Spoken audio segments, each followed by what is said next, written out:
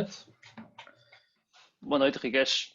Boa noite. O meu nome é Riquês Manilau, parte da Blog Mais Digital. Bem-vindos a esta mais uma sessão. Continuamos com a nossa sessão de entrevistas neste blog. Vamos falar de temas como e-commerce, comunicação, marketing e marketing digital. Hoje o nosso convidado é Fábio Freitas. Atualmente trabalha na empresa Landing Jobs, área de recursos humanos ligada às áreas da IT, com passagens pelas empresas Next, Nbrand e também Office Total. Fábio Freitas, licenciado na área de gestão, e quero desde já agradecer a tu teres aceitado o convite de vires aqui e partilhares um pouco da tua experiência na área digital, e para isso que estamos aqui. Fábio, licenciado na área de gestão, mas sei que tiveste um bichinho antes da área de gestão. Ou seja, a área tecnológica não é novidade para ti, não é? A área digital. Como é que tudo isto começou? Porquê é de gestão? Porquê é marketing? Porquê é marketing digital? Conta-nos a Boa tua... noite, Rigues. Desde já obrigado por o convite e por a oportunidade também de vir aqui contar um bocado da minha história e o meu perfil, o meu percurso profissional até o momento. Porque a gestão e porque antes de gestão, engenharia. Sempre tive uma paixão por engenharia e por a área tecnológica, foi por isso que ingressei em eletrotecnia. Vai lá o ano de 2006, 2007, se não estou em erro, posso estar aqui enganado nas datas, já vai lá bastante tempo. Acabei por me aperceber que a engenharia não me ia fazer inteiramente feliz, que faltava ali algo. Faltava ali algumas componentes que eu gostava e que não teria em engenharia, então acabei por ingressar em gestão e fazer aqui um percurso trabalhando em simultâneo e estudando, ou seja, trabalhando e estudando em simultâneo, e acabei por tirar gestão. E depois o marketing, porquê? Entrei na Office Total, com responsabilidades maioritariamente na área da account managing, de grandes contas, contas como Sonai, contas como vários distribuidores, como o Recheio, Macros, entre outros, passando para também a área do marketing de ponto de venda, que eu já tinha uma paixão pelo marketing, então entendi que seria o cenário ideal, quando eu saí da Office Total, seria juntar a parte digital que eu já tinha da engenharia com a parte do marketing que eu tinha, quer do meu percurso académico em gestão, quer também do meu percurso profissional durante os anos que estive na Office Total. Então optei por me pós-graduar em marketing digital e iniciar a minha aventura em marketing digital, neste caso na Nbrand. Foi o meu primeiro emprego como marketeer digital, onde tinha várias responsabilidades dentro de várias empresas da empresa, porque a empresa é uma empresa de franquias. Certo, Fábio, obrigado. E então, a tua passagem pela Nbrand, não é? Começa aí a tua aventura, digamos, do marketing digital. O que é que comparas a tua primeira experiência a nível da Office Total com a Nbrand, ou seja, a parte tradicional que estavas habituado a conviver, para a parte digital? Quais são as diferenças que hoje em dia que vias na altura e hoje o que é que tu vês? Ou seja, do offline para o online, quais são as diferenças que costumas ver? O consumidor está igual, está diferente? O que é que te parece? O consumidor, neste caso da Nbrand, e o consumidor da Office Total eram completamente diferentes. Ou seja, o trabalho que eu fazia de marketing na Office Total era um trabalho pensado para o business to customer, e na Nbrand sempre foi um trabalho pensado para o business to business, havendo uma empresa que era a Alken, que era também trabalho pensado na área do business to customer. Qual é que era a grande diferença do trabalho que eu tinha na Office Total para a Nbrand? Na Office Total o objetivo era cativar-te no ponto de venda, despertar-te a atenção e o interesse para comprar o nosso produto quando tu estavas no ponto de venda, ou seja, tu já estavas no local com o intento de comprar produtos alimentares. Se estavas no corredor das bolachas, que era a nossa área, que era a zona da mercearia doce e salgada, tu já tinhas intento de comprar bolachas para estar ali. Eu simplesmente tinha de te cativar a comprar as minhas bolachas e não as da concorrência. Na Nbrand era completamente diferente. Era um trabalho de angariação de leads que ia ser trabalhado pela equipa comercial para fechar negócios, para fechar novas franquias, no caso das marcas de franchising, e no caso da Alken, que é uma empresa de formação de coaching e PNL, já aqui trabalhava, na Alken trabalhávamos no mercado business to customer, e aí era fechar contactos, leads também, para ingresso nos nossos eventos presenciais na altura, agora digitais, não estão dentro da N-Brand, mas são digitais agora, como em todo lado, as coisas acabaram de passar para o digital, mas para eventos presenciais. Então o trabalho era completamente diferente, não tinha nada a ver. Na Office Total é um trabalho tradicional, vamos dizer assim, na N-Brand não, era tudo, tínhamos uma rede de sites e íamos angariar leads para esses sites através de várias estratégias, de pay-per-click, estratégias de inbound marketing, e nós íamos aqui angariando leads, ou seja, um trabalho completamente diferente, uma realidade completamente diferente. Certo, e nessa mesma experiência, na N-Brand, tiveste contacto muito com a automação, ou seja, tiveste mesmo tu próprio, quando chegaste à empresa, tiveste várias experiências, não é? Eras o único que trabalhavas naquela área do marketing ou tinhas mais alguém, não é? Ou seja, o marketing tradicional que tinhas na Office Total, embora trabalhavas também um pouco independente, mas tiveste muitas dificuldades em implementar estratégias a nível no digital na Embrand ou não? E qual foi a experiência da automação? Que eu sei que relembro-me que foi uma parte fundamental para o teu trabalho, correto? Ou seja, a nível das dificuldades, não senti muitas dificuldades. Foi um desafio, obviamente. Ou seja, tive de trabalhar em coisas que não estava habituado, que não faziam parte, se calhar, do meu dia a dia. Mas não foi difícil, porque, como tinha o meu background de engenharia, toda essa parte de automação foi fácil de implementar. E, além do mais, tive a ajuda da direção, que estava 100% a apoiar-me a 100% para esta transformação digital e para passar procedimentos que eram manuais para procedimentos automáticos. E era a única forma também de fazermos isto. Vou dar aqui um exemplo, no caso da Alquer.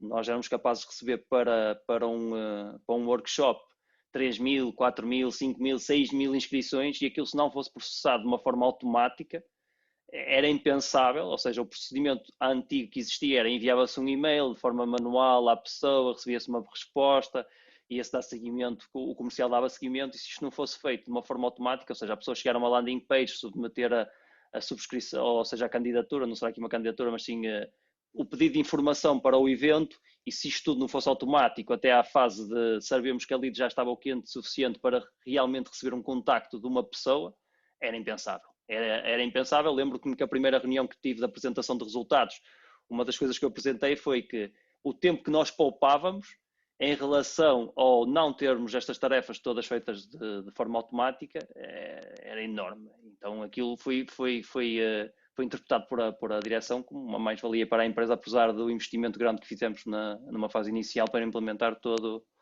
aquele procedimento. E é engraçado porque tu falaste numa empresa que apostou na área digital. Hoje em dia, e no mercado nacional, as PMEs portuguesas, especialmente no ano 2020, dada a conjuntura que estamos a viver, houve um aumento a nível significativo nas áreas digitais. Mas na altura não era bem assim, não era tão visível esta parte digital, do marketing digital. E o que é que eu te pergunto? Pergunto qual é a tua opinião, qual é a tua visão para a evolução que tem sido no mercado português neste setor do digital, da automação, na geração de leads. Achas que tem evoluído ou ainda estamos muito aquém de alguns países europeus ou mundiais? O que é que te parece? Há muito trabalho ainda pela frente, certamente. Ou seja, o que me parece é que efetivamente ainda estamos atrás dos países que vão à frente, ou seja, os cabeças de pelotão. Nós estamos no pelotão, mas estamos lá para trás, ou seja, ainda temos muitos metros para fazer até chegarmos à frente do pelotão. Acho que estamos no bom caminho, ou seja, há aqui uma força, quer a nível das empresas, algumas não por entenderem que era a melhor solução, mas por necessidade, porque a pandemia acabou por aguçar aqui o engenho, e as empresas por necessidade acabaram por optar aqui por um mercado digital. Outras porque efetivamente veem que é uma mais-valia aqui que lá devem estar. Estamos cada vez mais a aproximar-nos, se calhar, da frente do pelotão, ou fazer o nosso caminho para chegar à frente do pelotão, mas efetivamente partimos atrás e temos muitos metros para fazer até chegarmos à frente do pelotão. Certo. Aquilo que eu tenho presenciado em termos de empresas tradicionais, temos visto de facto uma grande evolução também na área de e-commerce. Eu sei que também trabalhaste em áreas como freelancer antes de aceitar esses mesmos desafios. tiveste muito contacto com esta área de e-commerce, lojas online, o inbound, marketing, trabalhaste bastante esta área também. A nível dos meus projetos como freelancer, a nível de e-commerce, sim, fiz alguns. Tive o prazer de fazer alguns para imigrantes portugueses de lá fora que me trouxeram muita satisfação de poder ajudar uma pessoa que está lá fora e que queria fazer crescer o negócio que ela já tinha lá fora, mas queria fazê-lo crescer na área digital, bem como também tive a oportunidade de fazer crescer aqui alguns projetos portugueses da minha zona, sou minhoto, e tive a oportunidade de fazer crescer alguns projetos minhotos na área do digital. Se me perguntas se eles sentem alguma dificuldade e se utilizam as ferramentas da melhor forma, pá, diria que não, diria que ainda há aqui muito para fazer. Diria que, por exemplo, na área do inbound, nenhum destes dois trabalhos foi possível criarmos aqui estratégias de inbound marketing, porque as pessoas estavam muito reticentes e queriam resultados no imediato, e os resultados do imediato com as estratégias de inbound são um bocado mais complicados, quer aqui um bocado mais tempo para pensar e implementar a mesma e deixar a mesma crescer. Então as estratégias eram mais viradas para a criação do site, a implementação do site, e depois estratégias mais de pay-per-click para trazermos rapidamente vendas, porque no final do dia as pessoas querem é ver dinheiro entrar na caixa.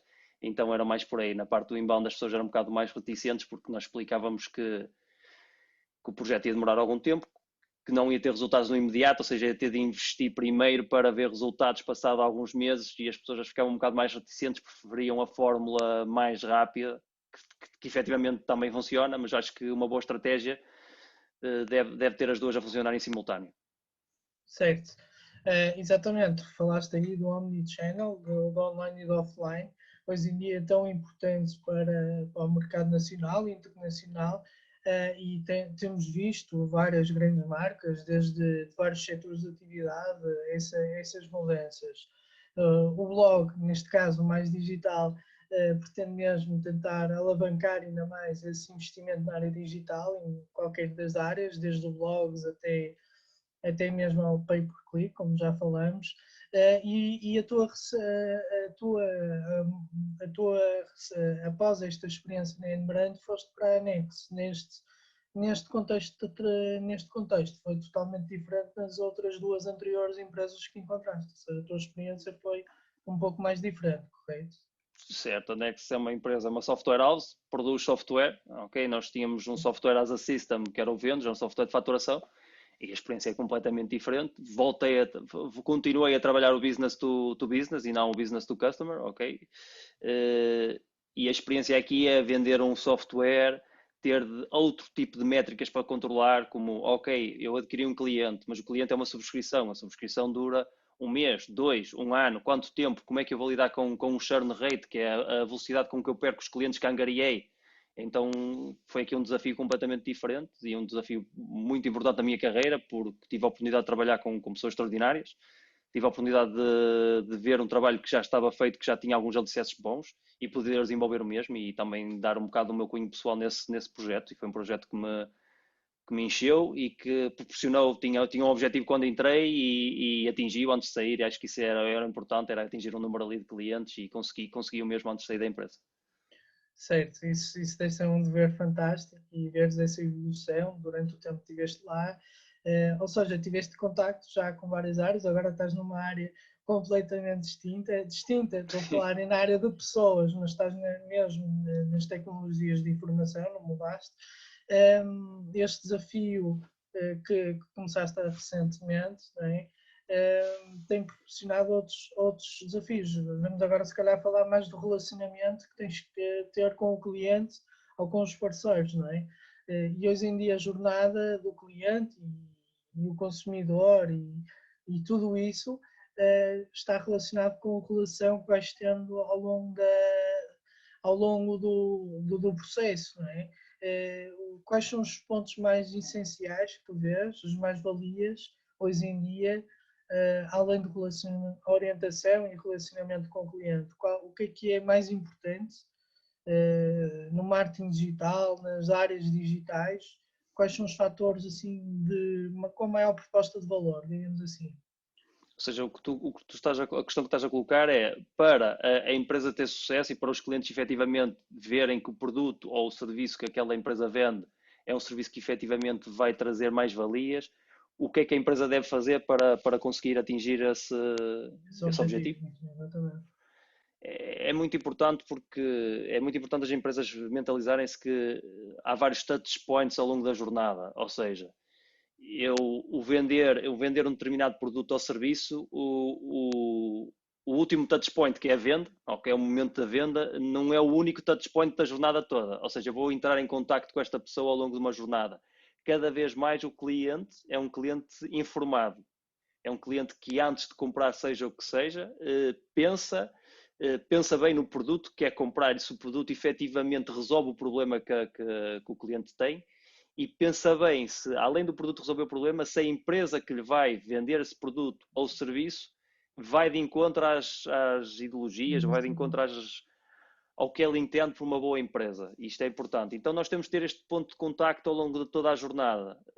A pessoa inicialmente tem um problema, ela não está a pensar, ou seja, eu tenho um problema, eu quero cortar a relva do meu jardim. Eu nem sei o que é um corta-relva, ok? Eu sei que o meu problema é, tenho a relva grande e eu quero cortar a relva do meu jardim, ok?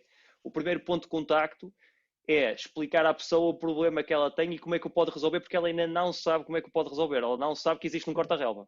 Então a empresa tem de começar logo nesse ponto de contacto, ou seja, aí demonstrar que efetivamente existe uma solução para a relva grande, que é um corta-relva, é uma tesoura, N coisas, ok? E dentro desta jornada, passando para o passo seguinte, ok, a pessoa já sabe qual é a solução, já teve um touch point connosco que foi, olha, tu tens um problema, para o resolver tens aqui 10 maneiras de resolver o teu problema, 10 maneiras de cortar a relva, ok?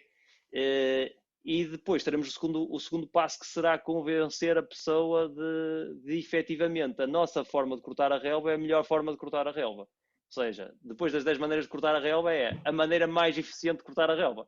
E a maneira mais eficiente de cortar a relva é que corta a relva da empresa XPTO.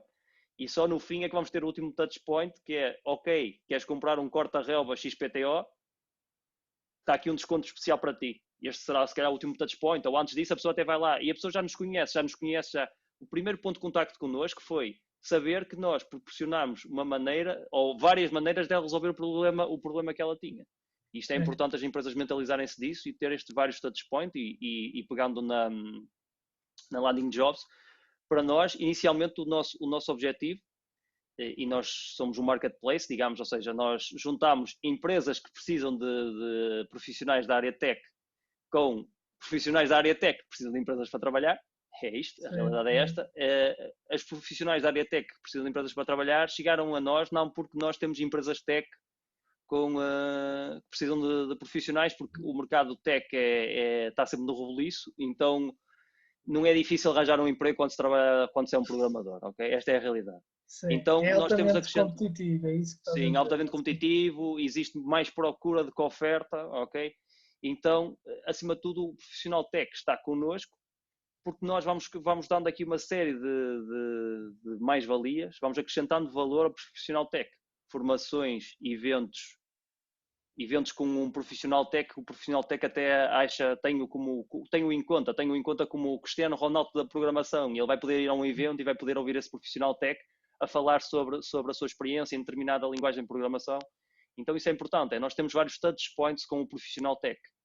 E nós temos um produto que é muito difícil perceber qual é o life cycle dele, ok? Porque tu precisas de emprego hoje, quando é que eu vou voltar a precisar de emprego? Pode ser daqui a 6 meses, pode ser daqui a 1 ano, pode ser daqui a 20. Ou seja, é um bocado complicado perceber o life cycle do produto. Então nós temos de ter este contacto sempre, que é para as pessoas não se esquecer, porque se um profissional foi contratado hoje por nós, a experiência pode ter sido extraordinária, mas ele só vai precisar de emprego daqui a 20 anos, ele daqui a 20 anos já não se lembra que foi contratado pela Landing Jobs. Ou seja, se calhar vai recorrer a outra empresa. Então nós temos de ter sempre aqui um contacto com ele ao longo do tempo, acrescentar-lhe valor, dar-lhe informações, partilhar newsletters com vários tópicos para termos este contacto com ele e ele não se esquecer da empresa acima de tudo. E falando como anteriormente estavas a falar relativamente ao consumidor, hoje em dia o consumidor tem acesso a toda a informação e mais alguma, e as empresas hoje em dia podem e devem, falando, personalizar o serviço. Neste caso, a Landing Jobs também tem essa faceta, ou seja, personalizar para cada colaborador, digamos assim, para cada candidato ou para cada empresa, tentar personalizar e reter. Não é? Isso, se calhar, é o mais importante para a Landing Jobs neste momento, certo? Sim, nós efetivamente, ou seja, a empresa tem uma necessidade específica, ela precisa de um programador que perceba da linguagem X, Y ou Z, e nós efetivamente vamos entregar 2, 20, depende do que a empresa, porque há empresas que chegam até nós e dizem, olha, eu quero receber 5 candidaturas para eu analisar internamente. Há empresas que dizem que não, eu quero o candidato, e nós vamos entregar o candidato no final, ou seja, mediante as necessidades da empresa. Sim, isto transpondo agora para um e-commerce ou para um negócio, não é? Para uma loja online, ou, também funciona desta forma, ou seja, o mercado digital está altamente competitivo, como temos vindo a ver. Uma das coisas que este mercado tem dado, além de ser competitivo, é muita oferta, não é? E essa oferta também acaba por esgotar a procura, isto é, a oferta em si, quando existe demasiada oferta, não é? O consumidor tem demasiada escolha, então os critérios de fidelização e retenção são cada vez mais importantes.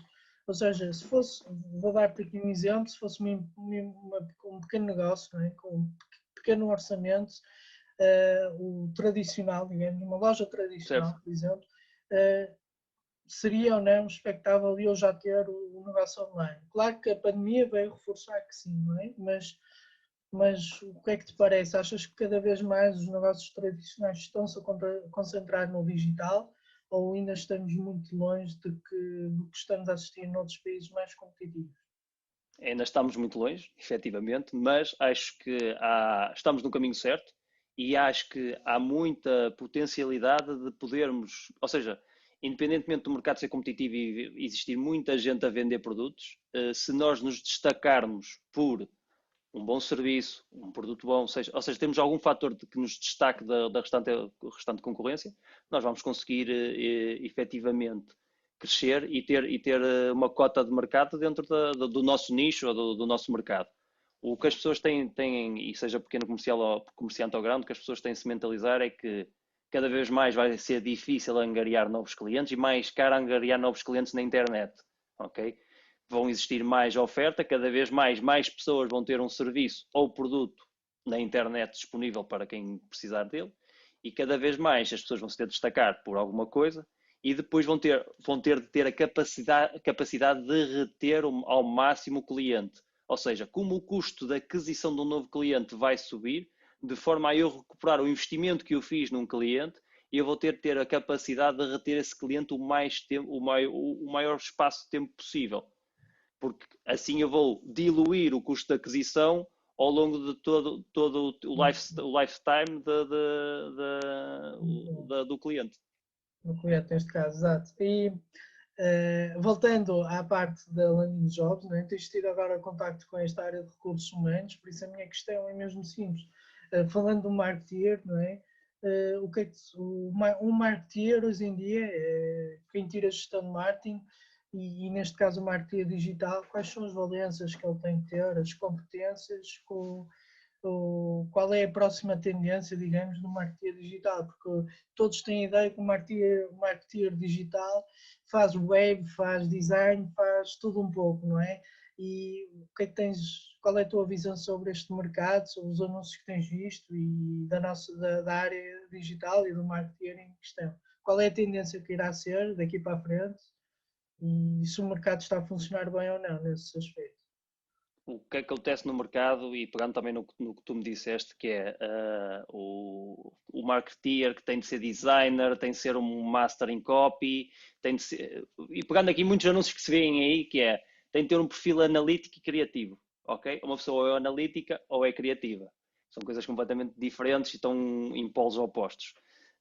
Mas existe muito isto, as pessoas pedem um perfil analítico e criativo e eu acho que, ao contrário do que muita gente diz, eu acho que isto não é má intenção das empresas, é simplesmente porque elas não sabem bem do que é que estão a falar.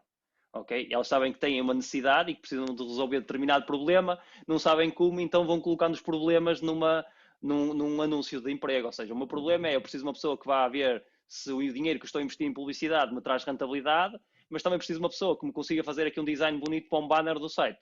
Ok? Então preciso de uma pessoa analítica e criativa.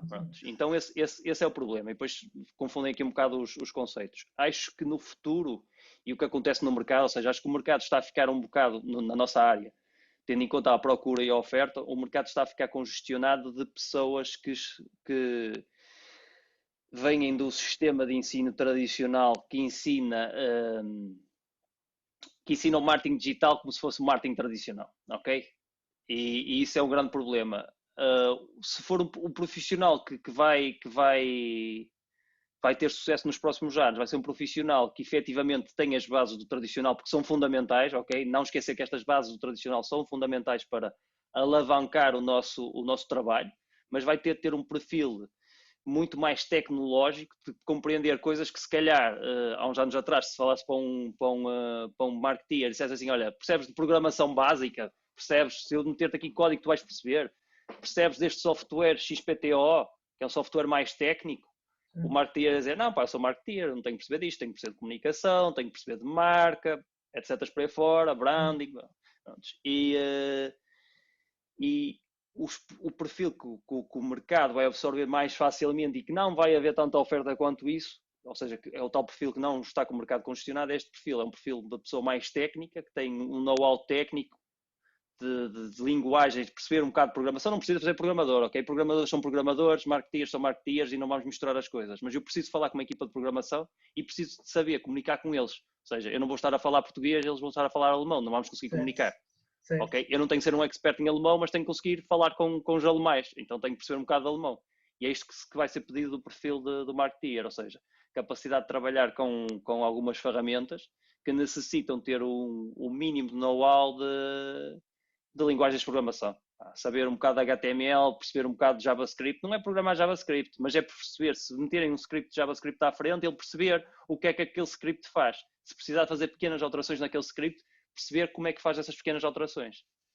E mesmo na parte da análise de dados, perceber SQL, por exemplo, são ferramentas e coisas que o marketeer vai ter de começar a ter como CV e que vê-se pouco hoje em dia. Sim, e agradeço as tuas respostas e a última questão que eu tenho para ti é mesmo as próximas tendências na área digital, ou seja, no marketing em questão, ou seja, temos assistido uma evolução, é o que se diz para a automação, para a robotização e quais achas, pelo menos em 2021, quais são as tendências que achas que irão ser praticadas, ou se já viste algo diferente ou no teu dia a dia? As tendências de 2021, e eu vou aqui dividir em tendências e desafios, porque há uma parte que são os desafios que vão existir em 2021 por algumas alterações que vão ser operadas e que algumas já começaram aqui há uns meses atrás, ou seja, começaram em 2020, mas vão ter um impacto agora em 2021 e serão os desafios e depois as próprias tendências, ou seja, eu acho que as tendências vai ser muito a tendência dos eventos virtuais, ok? As pessoas começaram com estes eventos virtuais por necessidade, ou seja, eu não fui para o evento virtual porque quis e porque achei que era melhor, não, tive uma necessidade, eu não posso reunir 50, 100, 200 pessoas num espaço físico, ok, o que é que eu vou fazer? Epá, vou reuni-las num espaço virtual. No entanto, agora em 2020 continuamos a ter esta necessidade no início, mas acho que daqui a uns meses, se calhar a necessidade não vai ser tanta, mas eles vão continuar. Porquê? Porque as empresas e os marketeers vão se aperceber que estes eventos virtuais deixam que, ou seja, dão mais rentabilidade. Sim. Não necessitamos de um espaço físico, não necessitamos de catering, audiovisuais, seja o que for. É mais fácil organizar um evento digital, entre aspas, ok? Que eles também têm algumas dificuldades, a organização, mas é mais fácil e mais barato organizar um evento digital. Ou seja, então eu acho que os eventos digitais estão aqui para ficar, ok? No 2021 e para a frente. Acho que ao mesmo tempo, dentro destes eventos digitais, vai haver uma tendência para os lives, e quando eu digo lives, não é os lives de Facebook, é o conteúdo em direto, também com os problemas e com os desafios que o conteúdo em direto tem, que pode existir um erro, mas acho que estes erros vão ser naturais, vão fazer parte, e as pessoas aceitam, e um erro às vezes pode gerar um meme na internet que nos pode trazer aqui um conteúdo viral e que nos pode expor a N pessoas. Então este conteúdo em direto, os lives, serão também uma tendência de 2021, na minha perspectiva, e depois a redução dos canais digitais de social media, ou seja, hoje em dia o que acontece é que as empresas têm tendência a dizer, há Twitter, eu estou no Twitter, há YouTube, eu estou no YouTube, há Facebook, eu estou no Facebook, há Instagram, eu estou no Instagram, quero estar em tudo, há redes sociais, há TikTok, eu estou no TikTok. E o que vai acontecer é que as empresas vão se aperceber que, ok, o meu público-alvo, as minhas personas estão onde? Ok, as minhas personas estão no TikTok e no YouTube. Ok, então vou ter TikTok e YouTube. E eu porquê? Porque ter demasiados canais acaba por criar um problema para as empresas, que é como é que eu vou gerir tantos canais e geri-los bem, ou seja, criar conteúdo para as pessoas que acrescente valor. Ou eu pego e dou chapa 5 do conteúdo em todos os canais iguais, ou se eu efetivamente, e isso não é uma boa política, porque o consumidor do YouTube é diferente do consumidor do TikTok, o consumidor do Instagram é diferente do consumidor do Facebook, são personas diferentes. Então, fazer conteúdo para estes canais todos de forma individualizada é uma tarefa titânica, eu não vou conseguir fazer e não vou. E isto o pior problema é este, nem é a tarefa ser titânica, não vou conseguir criar conteúdo de valor, não vou conseguir acrescentar valor aos meus users, a quem vem aqui, ao meu possível cliente. Ou seja, quando o tal touchpoint da jornada que falámos, quando ele tiver aquele touchpoint comigo, ele não vai ter uma boa experiência porque o meu conteúdo não é bom. Então é preferível estar em poucos canais e ter um conteúdo de valor.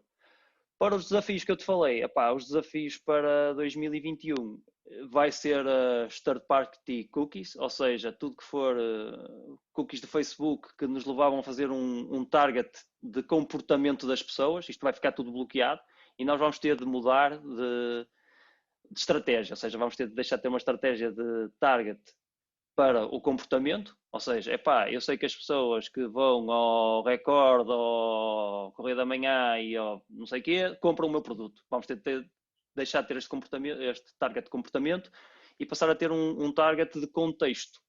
Ou seja, vamos ter de criar conteúdo para pôr um contexto. O contexto é, eu tenho um problema que é cortar a relva, então eu vou ter de ter um target para esse contexto. É o contexto de pessoas que têm problemas em cortar a relva. Sim. E isto será um desafio para 2021, porque estas alterações na política de cookies que todos os browsers estão a implementar vão efetivamente mudar o panorama do pay-per-click e vão mudá-lo de forma muito agressiva. Toda a gente mais ou menos usa a plataforma Facebook para fazer publicidade e isso é, por exemplo, uma das plataformas que vai ser severamente afetada por essa alteração, bem como chats no próprio site vão sofrer com esta alteração. Ok, Fábio, já terminamos até o tempo e queria mesmo agradecer-te a tua presença mais uma vez. Obrigado, a conversa foi agradável. Fábio, resto muito boa sorte para o teu futuro profissional. Sei que começaste a dar uns toques na área de formação, esperamos te ver brevemente também a dar umas formações. Uns toques muito pequenos. Muito pequenos, mas certamente vão ser passos mais largos, esperemos nós. E segue-nos, né, no nosso maisdigital.net e todas as nossas redes sociais, estamos disponíveis online e é só seguir, basicamente, o conteúdo. Agradeço a todos que assistiram, que ouviram atentadamente e um ótimo serão. Obrigado. Obrigado.